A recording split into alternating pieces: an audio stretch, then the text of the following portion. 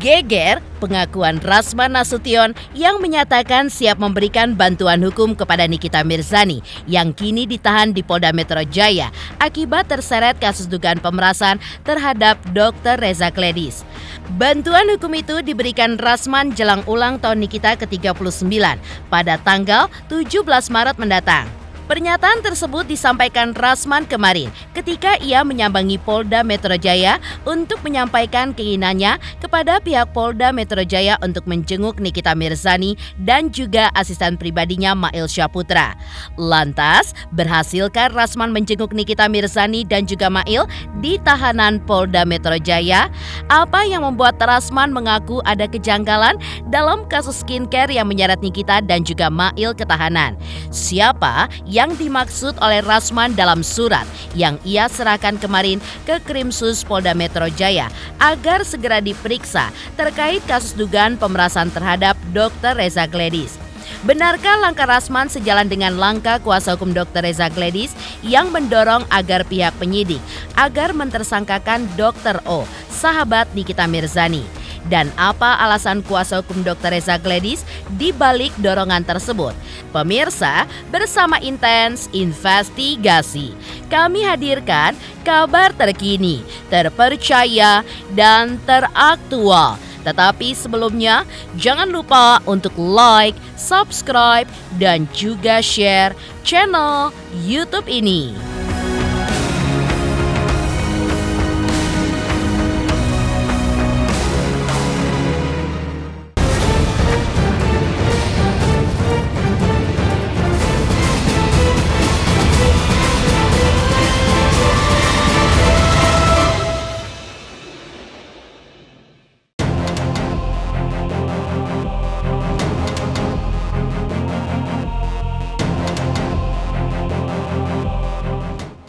Berseteru tidak berarti tidak bisa berbaikan lagi. Prinsip itulah yang menjadi alasan bagi Rasman Arif Nasution mendatangi Polda Metro Jaya kemarin untuk menjenguk Nikita Mirzani di tahanan. Namun, karena ia tiba di Polda Metro Jaya di luar jam besuk, Rasman pun hanya bisa menitipkan pesan kepada Nikita Mirzani melalui pihak penjaga agar sekiranya diizinkan Rasman diagendakan untuk menjenguk Nikita di hari Senin pekan depan. Rasman mengaku ingin bertemu dengan Nikita, lantaran ia pun ingin menyampaikan dukungannya agar Nikita Mirzani mau terbuka terkait masalahnya. Tampaknya, Rasman pun ingin menyelesaikan kasus Nikita versus Fadel terkait laporan polisi Rasman di Polres Metro Jakarta Selatan atas Nikita. Rasman juga mengklaim bahwa ia pun tidak mau untuk memperpanjang masalah dengan Nikita, sehingga ia pun berharap agar Nikita pun mau terbuka tentang masalah skincare, sekaligus memberikan pesan moral kepada Nikita Mirzani dan bersedia untuk membantu Nikita. Saya berencana malam hari sore hari ini ingin menyampaikan kepada pihak penjaga untuk supaya disampaikan pesan saya kepada Nikita Mirzani. Kiranya adik saya nanti berkenan menerima saya. Saya agendakan kalau memungkinkan besok saya datang. Tapi seandainya dia minta mungkin ke hari Senin, saya sedang akan datang. Prinsip saya ingin menyampaikan sesuatu kepada dia berupa dukungan agar dia mau terbuka. Karena kalian harus tahu, saya itu dengan banyak pihak itu sebetulnya orang yang paling tidak ingin memperpanjang masalah. Kita boleh lihat dengan Bang Riki Sitohang, dulu kami sempat lapor-laporan, saya cabut, pemerintah bersabar, itu sangat dekat. Begitu juga misalnya dengan Ali Cambi, begitu juga misalnya teman-teman saya yang lain. Bahkan Medina Zain aja 100 juta sampai sekarang belum dia bayar. Dan dia sampai di penjara, sampai dia keluar, saya minta, dia bilang belum ada, ya sudah. Jadi prinsip saya ingin agar terbuka ada apa sebenarnya di balik kasus skincare ini. Kenapa sampai ada uang 4 miliar dibayar? Kalau kena ada something wrong, nggak mungkin something wrong, kan nggak mungkin.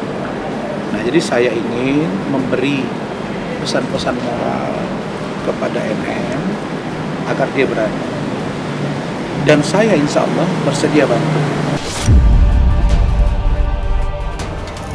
Rasman Nasution tidak hanya berniat menjenguk Nikita Mirzani saja, tetapi juga asisten pribadi Nikita yang bernama Mail Syaputra.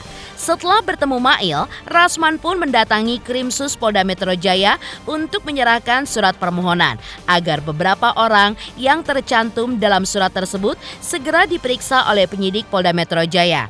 Rasman Nasution merasa ada kejanggalan dalam kasus skincare yang menyeret Nikita dan Mail ke tahanan karena hanya mereka berdualah yang ditetapkan sebagai tersangka dan ditahan.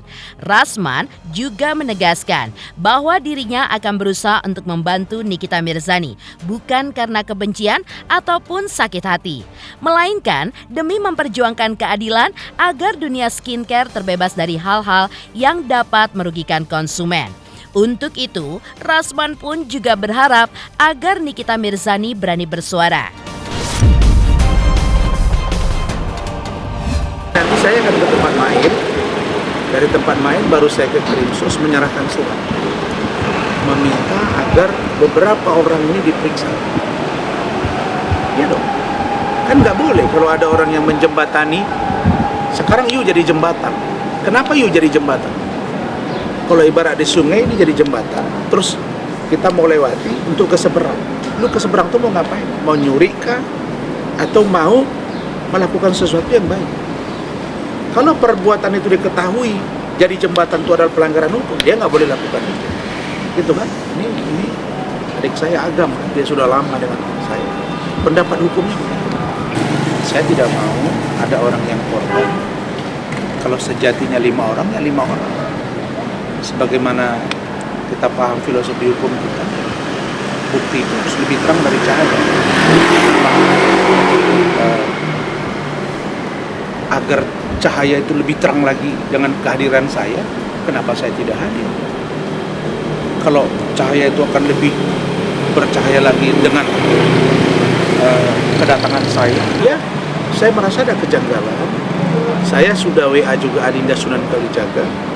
Ya, saya sampaikan kepada beliau juga, saya senang dia menjadi kuasa hukum dari Dr. Oki Pratama. Kami saling memahami bahwa Adinda Sunan akan menjalankan peran dia, dan saya yakin bahwa Adinda Sunan juga tahu bahwa Oki itu mantan klien saya.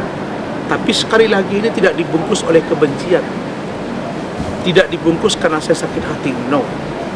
Saya hanya ingin dunia skincare ini bisa clear dari penjualan produk-produk. Itu baru produk. Karena saya lama dengan mereka. Bagaimana dengan limbahnya? Bagaimana dengan STR? Dokter dan perawat yang menggunakan treatment. Bagaimana dengan alat-alat? Ini banyak hal yang serius yang nggak boleh dianggap enteng. Nah, jadi saya minta agar NM berani bersuara. Itu judul besar. Jangan takut. Sekarang berkembang isu di luar, seolah-olah ada banyak pemilik skincare, ya, yang memberikan sesuatu dari hasil rembukan orang itu, kumpul sekian, gitu kan? Benar nggak? Ini bahaya. Kan topik besarnya sekarang menyelamatkan dunia skincare dari dugaan penjualan produk yang berakibat kepada pelanggaran hukum dan berisiko bagi pemakainya.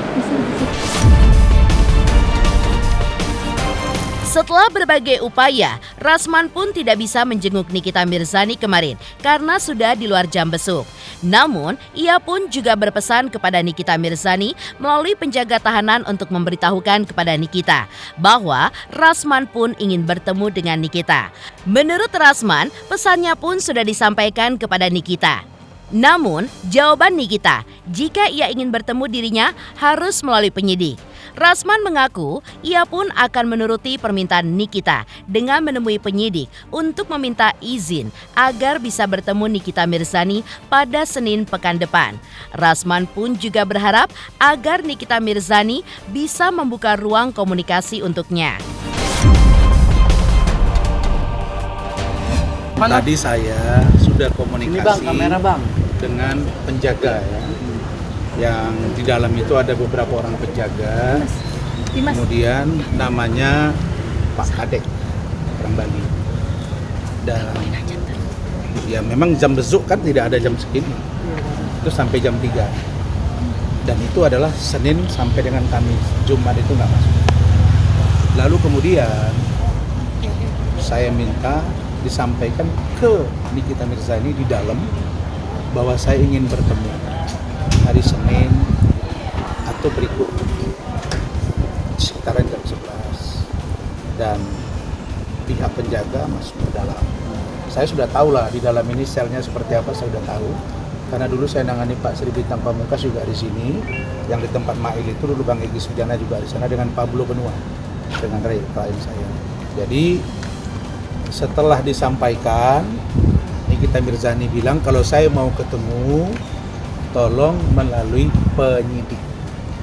Ya nanti saya akan komunikasi dengan penyidik. Nah, nanti dia komunikasi ke dalam dan saya berharap Nikita bisa membuka ruang komunikasi. Dan saya pasti akan bicara dengan penyidik agar penyidik nanti bicara dengan saya apa sebenarnya yang mau saya sampaikan.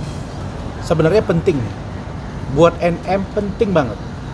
Dan saya nggak mungkin ungkap kepada kalian apa yang saya tahu. Dan kalau saat ini belum bisa ketemu karena memang waktunya belum ada. Saya kira begitu. Oke? Nanti sekarang akan kembali saya mau lagi ke Krimum, maaf ke cyber mengantar surat. Nah, ke sana. Oke? Thank you.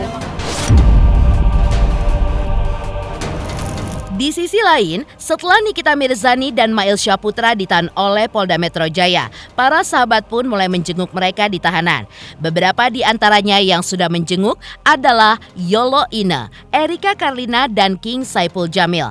Menurut Yolo Ine, ia pun hanya bisa menjenguk Mail dan belum sempat bertemu Nikita karena harus menunggu kehadiran kuasa hukumnya Fahmi Bahmid. Sementara itu, Erika Karlina yang menjenguk Mail pun juga mengungkapkan bahwa kondisi Mail baik-baik saja. Erika bahkan membawakan beberapa barang yang diminta oleh Mail, meskipun dirinya belum sempat bertemu Nikita di dalam tahanan. Tidak ketinggalan, King Saipul Jamil juga turut hadir untuk memberikan dukungan moralnya kepada rekannya, yaitu Nikita Mirzani. Enggak ada. happy aja dia. Tahu Mail banyak yang sayang sama dia. Mail tahu kok. Mail ngaji di dalam. Masya Allah. Mail ngaji di dalam. Itu yang bikin wah Mail ngaji. Ya gimana ya? Nggak bisa banyak ngomong saya. Merasa sedih juga nggak sih temennya? Sedih pasti. Cuma ya gimana? Mail itu sangat siap untuk menjalani. Semoga Mail dan Niki bisa ngelewatin ini semua. Bisa terbukti lah. Bisa kebenarannya seperti apa. Oke, udah guys. Bang Fahmi masih di Surabaya. Enggak, belum ada komunikasi di situ. Cuma tadi komunikasi sama Bang Fahmi masih di Surabaya, itu aja sih. Mail sih baik-baik aja ya kelihatannya. Terus juga yang aku lihat ya happy-happy aja. Terus ya paling nitipin hal-hal aneh kayak bantal gitu, boneka. Bantal Blackpink. Boneka Blackpinknya titipannya kayak gitu. Keinginan cuma itu sih, mungkin nggak tau lah hobi dia koleksi boneka, tapi so far dia baik-baik aja kok. Sehat, ke kondisinya mungkin sehat atau seperti apa? Puasa, dia rajin tarawehnya. Sama dia nitip ini juga sih, beberapa Al-Quran sama Alkitab. Minta dibawain buat, katanya di sini kan Alkitabnya cuma sedikit, jadi mau dibagi-bagiin. Banyakan sih barang-barang titipan dia buat bagi-bagiin ke orang-orang sih. Mungkin Tadi ketemu Niki juga nggak sih? Apa? Ketemu Niki juga nggak sih? Enggak sempet. Dia sih pada dasarnya orangnya baik. Walaupun saya sempat pernah juga sih kena semprotan dia ya. gimana tuh bang disemprotnya bang? Dia lagi ada masalah sama DP, gue kena semprot. Tapi gue nggak pernah masukin hati. Ya, Ini mau jenguk Tekmir nih bang. Ya, Bawa apa nih, Bang, tapi kalau boleh tahu, gue Bang? anggap itu udah selesai juga, Bawa tuh apa udah nih, Bang? lama kan. Ini bawain donat. Tajil ya? Iya, buat buka puasa. Bang, Jadi sih, pokoknya intinya sekarang mah hati-hatilah. Kalau mau terima duit, terima apa tuh harus pakai surat ya. Harus pakai hitam di atas putih. Takutnya kadang-kadang yang ngasih suka rese gitu. Mengejutkan, Rasman Arif Nasution menyatakan siap membantu Nikita Mirzani dalam kasus dugaan pemerasan terhadap Dr. Reza Gladys. Namun di sisi lain, kuasa hukum Reza Gladys justru menyoroti peran Dr. Oki yang diduga menjembatani terjadinya dugaan pemerasan tersebut. Lantas benarkah Dr. Oki pun layak ditetapkan sebagai tersangka seperti yang disampaikan oleh kuasa hukum Reza Gladys?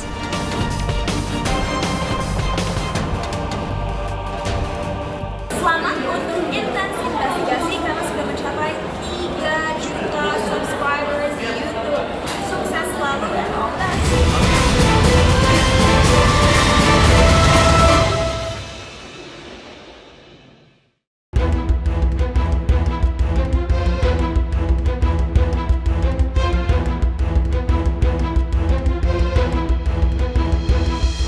Kuasa hukum Dr. Reza Gladys menduga adanya keterlibatan Dr. O dalam kasus dugaan pemerasan terhadap kliennya.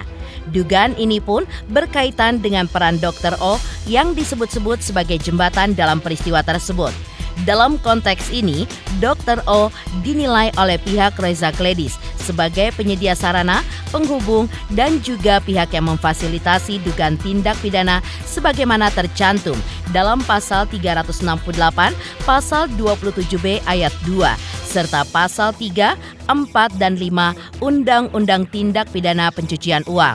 Lebih lanjut, kuasa hukum Reza Gladys juga berpendapat bahwa peran orang tersebut sebagai perantara dalam kasus dugaan pemerasan ini pun masuk dalam sangkaan pasal 55 dan juga pasal 56 KUHP. Pasal tersebut mengatur tentang pihak yang memberikan kesempatan, sarana, ataupun keterangan untuk secara sengaja melakukan suatu kejahatan. Berikut ini penjelasan dari pihak kuasa hukum Dr. Reza Gladys secara lengkap.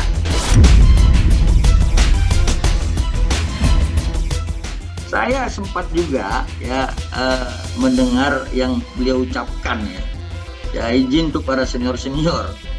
Ada satu bahasa yang beliau sampaikan bahwa tentang Dr. O inilah merupakan jembatan. Itu kan pengakuan. Jembatan itu kan sudah jelas sebagai penyedia sarana, penghubung dan sebagainya terhadap peristiwa pidana dugaan pasal 368, kemudian pasal 27B ayat 2 dan pasal 3, 4, 5 Undang-Undang TPPU. Nah, adanya jembatan penghubung ini sebagaimana yang kami duga yang bisa dipersangkakan dengan pasal 56, kemudian terjadinya dugaan tindak pidana. Nah, tapi kalau jembatan tadi ini tidak kemudian menghasilkan atau menciptakan dugaan tidak pidana, ya bukan suatu pidana jembatan itu yang pertama. Nah, yang kedua, kalau kemudian saya disuruh untuk mengikuti proses hukum, benar, memang kami harus mengikuti proses hukum.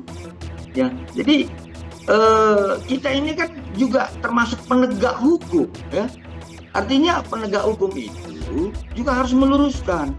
Kami ada melihat bahwa barang bukti, barang elektronik berbentuk handphone itu sudah dipinjam pakai, yang menurut kami sebagaimana pasal 44 ayat 2 itu dilarang, maka kemudian kami harus bicara, harus luruskan ini. Tidak mungkin juga ada yang loss di situ, ada yang menurut kami adalah cacat formil, kami harus diam, nggak mungkin. Karena kami merasa bahwa aturannya ada A, B, C, nggak boleh A, B, dan kemudian F, nggak boleh begitu, harus berurutan. Nah, terhadap barang bukti itu yang dipinjam pakaikan, kami merasa keberatan. Kenapa? Telah terputusnya peristiwa tanggal 27 Oktober, 13 November, 14 November, dan 27 November.